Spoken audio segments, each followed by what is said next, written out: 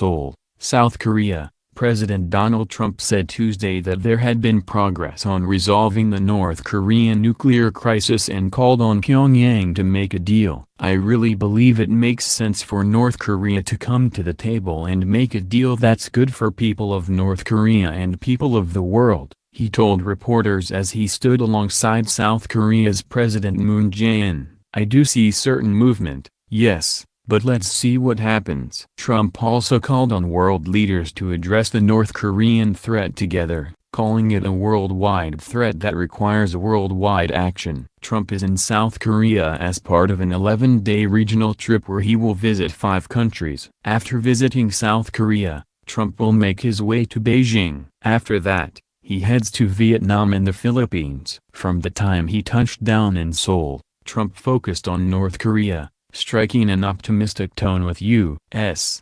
and South Korean troops during the stop at Camp Humphreys. "Ultimately, it will all work out because it always works out. It has to work out," he said. President Moon said he hoped that Trump's visit to the Korean peninsula would mark a turning point in resolving the North Korean nuclear issue. He praised the U.S.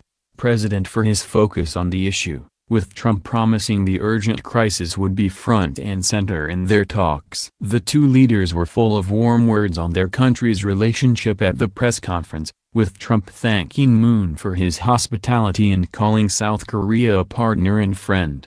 "We cannot allow North Korea to threaten all that we have built," Trump told Moon. Thank you to President Moon of South Korea for the beautiful welcoming ceremony. It will always be remembered. Pic. Twitter.com BMVJZ152A.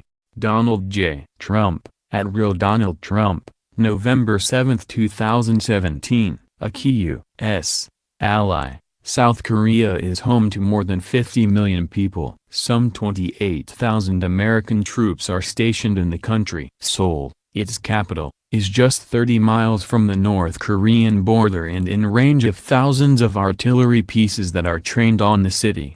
North and South Korea are technically still in a state of conflict since the Korean War ended in an armistice, rather than a peace treaty, in 1953. In the decades since the Koreas were partitioned, the North has become an impoverished, militarized pariah, while the South has embraced technology, capitalism and deep ties with the Western world.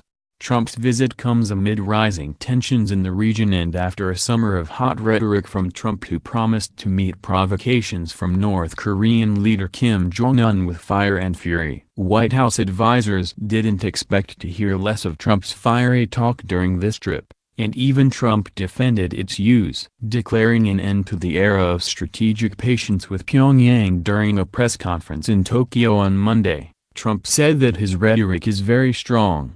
But look what's happened with weak rhetoric over the last 25 years. North Korea has said in public statements that it wants an official end to the Korean War. It also wants full normalization of relations with the U.S.